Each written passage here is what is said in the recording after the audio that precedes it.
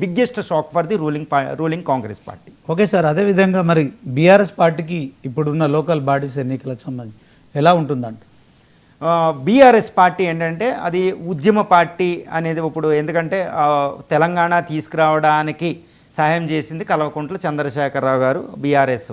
ఇప్పుడు బీఆర్ఎస్లో అంత కలహాలు ఉన్న కవిత గారి వీటి వల్ల బీఆర్ఎస్ అనేది స్ట్రాంగ్ అపోజిషన్ పార్టీ స్ట్రాంగ్గానే ఉంది, దానికి ప్రాబ్లం ఏం లేదు. ఎందుకంటే క్యాడర్ లోకల్ లెవెల్ దాకా దానికి క్యాడర్ బలంగా ఉంటుంది, కాంగ్రెస్కు ఉన్నట్టే బలంగా ఉంటుంది. ఇప్పుడు బీఆర్ఎస్ ఏంటంటే 10 సంవత్సరాలు రూలింగ్ తర్వాత వెళ్ళిపోయింది. ఇప్పుడు ప్రజలు ఎలా ఉన్నారు, 20 నెలలు అయ్యింది కాబట్టి కాంగ్రెస్ అధికారంలోకి వచ్చి కాంగ్రెస్ అమలు జరుపుతున్న ప్రామిస్ చేసిన పథకాలు అమలు జరుపుతున్న తీరుని అంతకుముందు 10 సంవత్సరాల్లో ఉన్న బీఆర్ఎస్ పార్టీ యొక్క స్కీమ్స్తో కంపేర్ చేసుకుని ఓటింగ్ ఉంటుంది. ఎస్పెషల్లీ తెలంగాణలో మాత్రం చాలా క్రియాశీలకంగా ఓటర్లు ఉంటారు కాబట్టి ఇక్కడ ముఖ్యంగా రైతులు, విద్యార్థులు, స్త్రీల వరకే వస్తే కాంగ్రెస్ కాస్త బలంగా ఉంది. కానీ రైతుల వరకు వస్తే విద్యార్థులకు వెళ్ళే ముందు రైతులు చెప్తుంటే రైతులకు సంబంధించవలసి వస్తే రైతు బంధు అని బీఆర్ఎస్ అమలు చంద్రశేఖరరావు గారు కేసీఆర్ గారు అమలు జరిపిన పథకం అనేది హైలీ సక్సెస్ఫుల్ అండి. అది కంట్రీలోనే one of the biggest success అవుతుంది. యునైటెడ్ నేషన్స్ కూడా యుఎన్ఓ కూడా ఐక్యరాజ్య సమితి కూడా దాని ప్రస్తావన తీసుకొచ్చింది. ఏది FAO Food and Agriculture Organisation రోమ్లో. అంటే ఆ స్కీమ్ చాలా ఇంపార్టెంట్, ఎందుకంటే రైతు బంధు అనేది ఒక నోవల్ స్కీమ్, అది కేసీఆర్ గారు తీసుకొచ్చింది. ఇప్పుడు కాంగ్రెస్ కూడా మళ్ళీ అదే స్కీమ్ని రైతు భరోసా అని పెట్టిందంటే ఆ స్కీమ్ ఎంత పాపులర్ అయింది అనేది కూడా మనం చూసుకోవచ్చు. ఎందుకంటే రైతులు ఆ ముద్ర చెరపడం అసంభవం, అందువల్ల రైతు భరోసా అని తీసుకొచ్చింది ఇది. అందువల్ల బీఆర్ఎస్ రైతు బంధు, కాంగ్రెస్ రైతు భరోసా ఎలా ఉన్నాయంటే అంతకుముందు బీఆర్ఎస్ ప్రభుత్వం ఏం చేసింది, అంటే సంవత్సరానికి 2 సార్లు క్రమం తప్పకుండా అప్పుడు వేసేసింది, అవును ప్రజలకు వేసేసింది, అది మంచిది. కానీ ఇప్పుడు కాంగ్రెస్ దాన్ని క్రమం తప్పకుండా వేయలేని పరిస్థితి. ఇప్పుడు ఎలక్షన్ ముందు రిలీజ్ చేసింది కానీ క్రమం తప్పకుండా పడలేదు, అసలు ఇస్తుందా లేదో డౌటు. 58 లక్షల మంది రైతులు ఉంటే 58.33 లక్షలు ఇందులో తగ్గిస్తారా, 10 ఎకరాలు 5 ఎకరాలు ఇవన్నీ వచ్చినాయి. కానీ ఫైనల్గా వేసిన ప్రజల్లో మాత్రం అదేనండి, అంటే గ్యారంటీ పెడతామండి వేస్తారా లేదా అని వేస్తే అది ఒక డిఫరెంట్గా ఉంటుంది అనమాట. కానీ బీఆర్ఎస్ దాన్ని క్రమం తప్పకుండా చాలా జాగ్రత్తగా వేసింది. అక్కడ ఎడ్జ్ బీఆర్ఎస్కి ఉందన్నమాట ఆ విషయంలో. తర్వాత విద్యార్థులకు సంబంధించవలసి వస్తే విద్యార్థుల్ని అసంతృప్తిగా మిగిల్చేసింది బీఆర్ఎస్. ఏది నోటిఫికేషన్లు ఇవ్వక, లీకేజీలు, అసలు గ్రూప్ 1 అవ్వకుండా, గ్రూప్ 1 గ్రూప్ 2 అనేది చాలా ఇంపార్టెంట్ పోస్టులు అవి, ప్రతి వాళ్ళు అవి కళ్ళగంటారన్నమాట. ఆ రెండిట్లు ఫిల్ చేయలేని తత్వం వల్ల ముఖ్యంగా గ్రూప్ 1లో లీకేజీలు 2 సార్లు ఫిలిమ్స్ మెయిన్స్ నిర్వహించలేని తత్వం వల్ల చాలా విపత్కర పరిస్థితి అది ఎదుర్కొంది.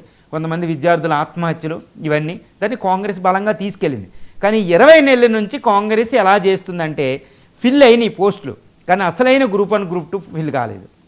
అది తీవ్రమైన అసంతృప్తి ఉంది. అంటే మళ్ళీ విద్యార్థులు బీఆర్ఎస్ నుంచి దీనికి షిఫ్ట్ అయ్యి మళ్ళీ ఇందులోకి వచ్చేసారంటే విద్యార్థులు 50-50, విద్యార్థులు మళ్ళీ కాంగ్రెస్కి ఓటేస్తారు, మళ్ళీ అసెంబ్లీ స్థానాల్లో ఓటేసినట్టు అని మనం చెప్పలేం. రేవంత్ రెడ్డి గారే ఒప్పుకున్నారు, అసలు మేము అధికారంలో ఓయూలో చెప్పినప్పుడు నేను అధికారంలోకి వచ్చిందే విద్యార్థుల వల్ల. అది నిజమేనండి, విద్యార్థులే తండోపతండాలుగా అప్పుడు ఎలక్షన్ జరుగుతుంటే 2023 డిసెంబర్లో మీకు ఎలా అంటే హైదరాబాద్ నుంచి ప్రతి విద్యార్థి వెళ్ళి ఓటు వేయడానికి బద్దకిస్తారు కాంపిటేటివ్. కానీ ప్రతి విద్యార్థి హైదరాబాద్ నుంచి వెళ్ళి మనకు అక్కడ ఎలా కనిపిస్తుందంటే వెళ్ళి అక్కడ రూరల్ పీపుల్ని కూడా ఇన్ఫ్లుయెన్స్ చేసి కాంగ్రెస్కి ఓటేపించారు. బోధయాత్రలు చేసి ఇవి చేసి రూరల్ పీపుల్ ఇన్ఫ్లుయెన్స్ చేసి వాళ్ళ ఫ్యామిలీ ఇలాగా ఎన్నో లక్షలాది ఓట్లు ఎక్కువగా బీఆర్ఎస్ కంటే రావడానికి, కాంగ్రెస్ రావడానికి ఒక విద్యార్థులే కారణమండి, తిరుగులేదు. అందుకని రేవంత్ రెడ్డి గారు అక్కడ ఓయూలో అన్న మాట విద్యార్థుల వల్లే నేను ఇక్కడ అధికారంలోకి వచ్చాను, కాంగ్రెస్ అధికారంలో, అది నిజం, అబ్జల్యూట్లీ కరెక్ట్. అది ఇప్పుడు మళ్ళీ అదే విద్యార్థులు ఓటేస్తారంటే ఇట్స్ మనం చెప్పలేని పరిస్థితి, అంబిగ్యూటీ ఉంది. ఎందుకంటే అసంతృప్తి ఉంది, తృప్తి చేయడం కుదరలేదు. కాబట్టి విద్యార్థులు ఎగ్నెస్ట్ కానీ ఎక్కువ పర్సెంటేజ్ ఓటు బీఆర్ఎస్కి షిఫ్ట్ అయ్యే అవకాశాలు ఉంది, రైతులు ఓటు షిఫ్ట్ అయ్యే అవకాశం ఉంది, కానీ స్త్రీలు ఇటు ఉండే అవకాశం ఉంది. కాబట్టి ఇది ప్రభావితం అవుతుంది.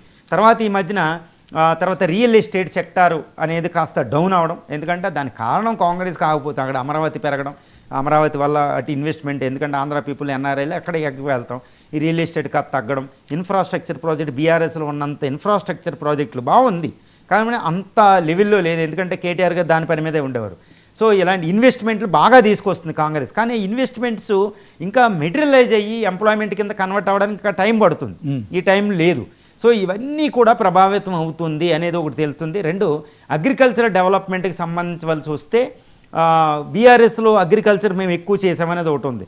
ఎంతసేపు ఇక్కడ బీఆర్ఎస్ అధికారంలో బీఆర్ఎస్ ఇప్పుడు ఘోష్ కమిటీ అని కాళేశ్వరం ప్రాజెక్ట్ అని వీళ్ళని అరెస్ట్ చేయడం ఎప్పుడు కూడా అధికార పక్షం అలా ఉంటుందన్నమాట.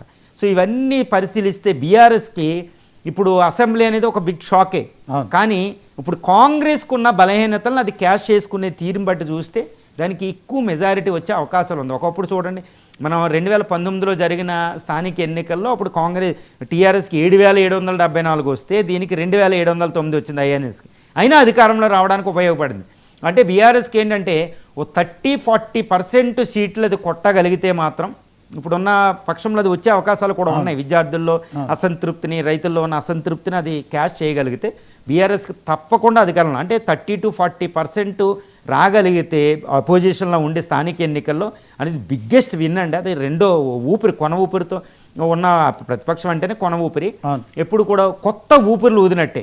అది రాగలిగితే మాత్రం మళ్ళీ అధికారంలో రావడానికి వచ్చే 2023లో జరిగిందంటే మళ్ళీ అధికారంలో రావడానికి 2028లో జరగబోయే స్థానిక అసెంబ్లీ ఎన్నికల్లో మాత్రం బీఆర్ఎస్కు తిరుగులేని అధికారం పట్టం కట్టే అవకాశం విధంగా దాన్ని మలుచుకోవచ్చు. అంటే 30-40% సీట్లు ఇటు బీఆర్ఎస్కి వచ్చే అవకాశాలు పుష్కలంగా ఉన్నాయి. అది క్యాష్ చేయగలిగితే ఇటు కాంగ్రెస్ బలహీనత.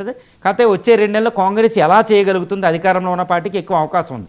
మరి బీఆర్ఎస్ ఈ టైంలో ఏం చేస్తుంది, ఈ ఘోష్ కాళేశ్వరం కమిటీని అసలు ప్రజలు ఎలా రిసీవ్ చేసుకున్నారు, అసలు కేసీఆర్ గారిని ఎలా చూస్తున్నారు అనేది చూడాలి. కాకపోతే ప్రజలు చాలా తెలివైన వాళ్ళు. అంతకుముందు బీఆర్ఎస్ అధికారంలో ఉన్న పథకాలు ఇవన్నీ కంపేర్ చేసి ముఖ్యంగా రైతులు, విద్యార్థులు, స్త్రీలు ఇప్పుడు కాంగ్రెస్లో ఎలా ఉంది, ఎవరు నమ్మించగలుగుతారు అనే దాని మీద ఆధారపడి ఓటు వస్తుంది. ఇక్కడ బీఆర్ఎస్కి మాత్రం 30-40% వచ్చే అవకాశాలు పుష్కలంగా ఉన్నాయి. అది రెండో మంచి కొత్త ఊపిరి బీఆర్ఎస్కి అని మనం చెప్పుకోవచ్చు. ఓకే సార్, మరి బీజేపీ పరిస్థితి, బీజేపీ